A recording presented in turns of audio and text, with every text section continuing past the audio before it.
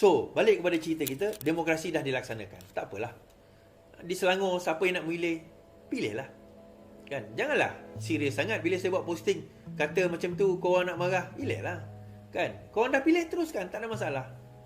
Yang mana dekat Selangor pilih PAS tapi dapat benefit daripada kerajaan Pakatan Harapan, tak apalah, dapatlah benefit. Kita tak tengok parti mana yang kau pilih. Tapi fikir-fikirlah. Kan? Kau pilih PAS memerintah di Selangor, kau tengoklah negeri yang perintah di Kelantan. Kau tengok negeri mereka perintah di Terengganu. Kau tengok negeri mereka perintah di Kedah. Apa jadi pada negeri-negeri tersebut? Saya ambil contoh Terengganu, tuan-tuan. Nak bayar gaji pekerja, duit pendapatan negeri Terengganu tak cukup dah. Ni bukan saya cakap, ni orang duduk dalam undang negeri cakap. Tak percaya, korang tanya dengan adun-adun di dalam Terengganu yang korang menang bangga sangat tu. Mana, apa pendapatan Terengganu sehingga mereka tak mampu nak bayar duit gaji. Dekat Kelantan, bayar premium tanah punya dah tinggi. Premium tanah tinggi, bayar cukai rumah, tapi potong rumput tak potong. Kan? Longkang tak bersihkan. Oh, selepas ni mereka akan berubah. 30 tahun pemerintah. Kau ingat dia orang nak berubah ke?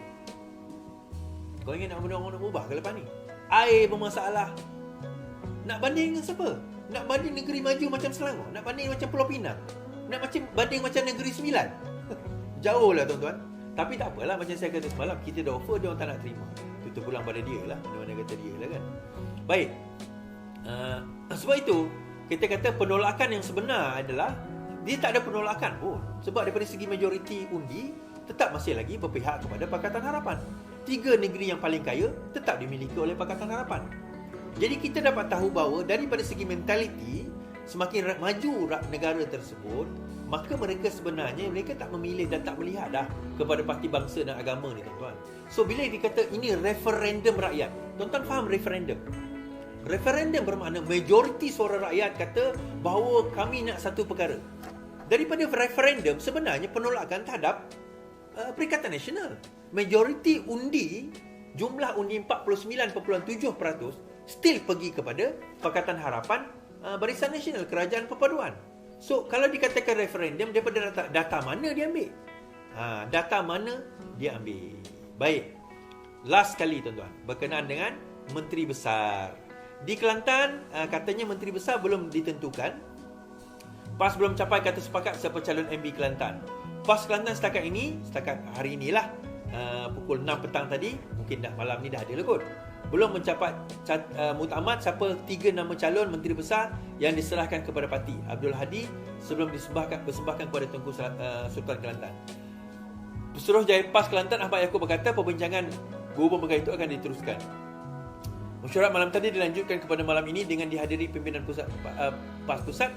Menerusi mesyuarat berkenaan diputuskan. Mungkin dah serah dah sekarang ini.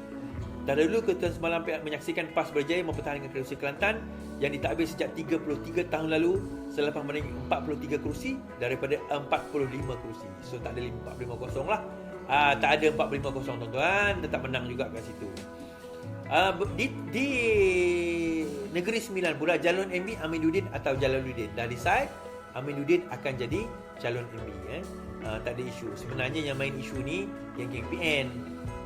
Dia kata tak ada timbul isu lah. Dia kata kita kena PN berkemungkinan BN akan gabung dengan PN dalam berbentuk kerajaan. PN ada 5 kerusi di Negeri Sembilan. Dia kata berkemungkinan akan gabung dalam membentuk kerajaan di Negeri Sembilan bersama dengan PN. Persoalan dia, kalau nak gabung kena melalui presiden. Presiden kena decide. Kalau dia nak gabung begitu-begitu saja, kena pecat ya, tuan-tuan. PRK kita lepas ni. Jangan buat main-main. Itu keputusan presiden, bukan lagi keputusan akar umbi kita kata. Kalau presiden kata tak boleh, tak boleh lah. Kalau peringkat presiden kata tak boleh, tidaklah boleh benda itu berlaku. Baik. Anwar Ibrahim mengucapkan terima kasih kepada semua yang telah mengundi, menyokong atau tidak menyokong. Sekarang ini dia kata, Anwar Ibrahim kata, dah habis pilihan raya, maka kita kembali kepada kerja kita yang sebenar. Baik, tuan-tuan. Nah, persoalan, bagaimana PH perlu memenangi hati orang Melayu? Ini persoalan. Ada satu saranan kata PH perlu memenangi hati orang Melayu dengan ekonomi. Kita kena buktikan dengan ekonomi, dengan kemajuan dan sebagainya. Okey, saya setuju. Saya setuju sebenarnya. Kalau PH nak memenangi hati orang Melayu sepanjang 4 tahun sebelum PRU inilah, kita kena buktikan bahawa kita kena naik tingkatkan pendapatan orang Melayu itu dulu.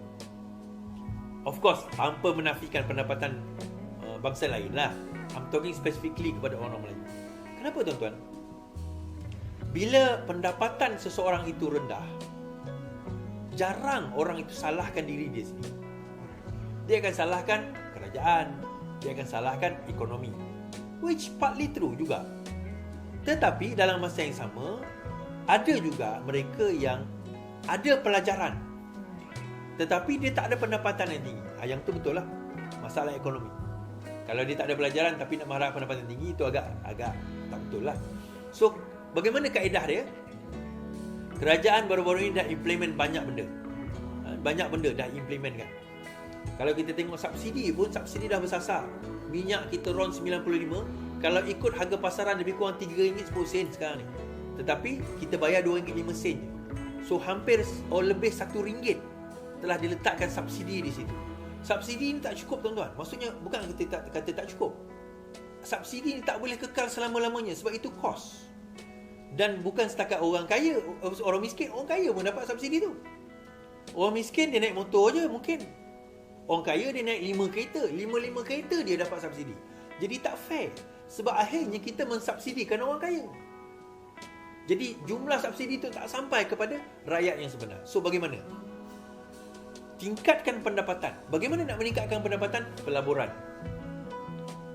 Tidak ada korupsi. Cost of doing business rendahkan. Dan yang terkini Anwar Ibrahim menceritakan tentang gaji progresif.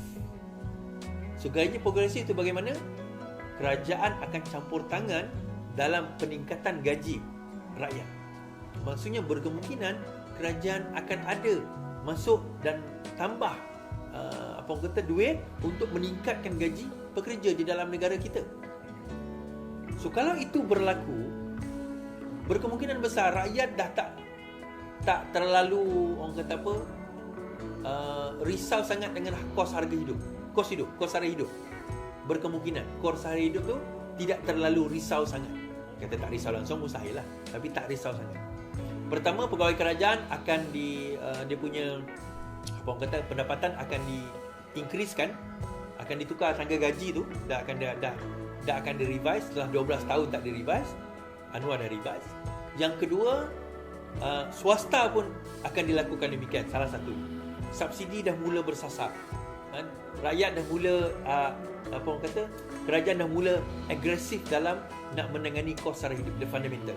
Malam esok insya-Allah saya akan ulas apa yang disebut oleh Rafizi di dalam debat dengan Syahir itu. Apa yang disebut oleh Rafizi itu sebenarnya sangat penting kalau kita faham. Menjawab persoalan saya tentang struktur yang Rafizi duk sebut struktur. Sebenarnya menjawab. Cuma perkara ini perkara yang sukar untuk rakyat majoriti nak faham. Walaun dan seruang ni dia tak akan faham benda-benda teknikal macam ni. Tetapi inilah dia sebenarnya jalan penyelesaian yang sebenar. Jalan penyelesaian ekonomi negara, pendapatan rakyat, inilah kaedah yang sebenar. Dan bila Anwar umum tempoh hari, rakyat tak rasa lagi. Tak apalah, rakyat tak rasa lagi. Dia tak merasa lagi sebab baru umum. Bagi saya insya-Allah sebelum PRN nanti kita akan dapat melihat dan menyaksikan hasilnya. Hasil itu akan ada insya-Allah. Insya-Allah hasil itu akan ada. Dan kita dapat lihat sebenarnya dari pilihan raya kali ini majoriti rakyat menerima kerajaan perpaduan. 3 negeri terkaya di Malaysia, rakyatnya menerima kerajaan perpaduan. So kita nak marah buat apa? 3 negeri termiskin di Malaysia mereka nak ambil, tak apalah, ambil lah. Tak ada masalah. Kan kita tak ada isu dengan perkara tersebut. Siapalah telefon aku tengah malam buta ni? Kan? Itu saja daripada saya lah insya-Allah. Sekian daripada saya. Kita jumpa lagi. Yang penting lawan, tetap lawan. Salam.